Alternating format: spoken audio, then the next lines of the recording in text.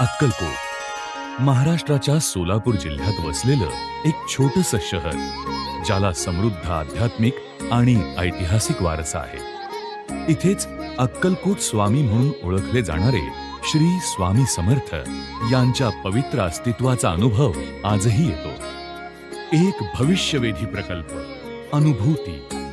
अक्कलकोटचे राजेसाहेब श्रीमंत मालोजी राजे भोसले यांच्या संकल्पनेतून साकारलेल्या अनुभूतीमध्ये श्री महेश नामपूरकर हे प्रमुख वास्तुविशारद आहेत, तर प्रसिद्ध शिल्पकार श्री भगवान रामपुरे यांनी दिव्य दर्शन प्रकल्पाची रचना केली आहे.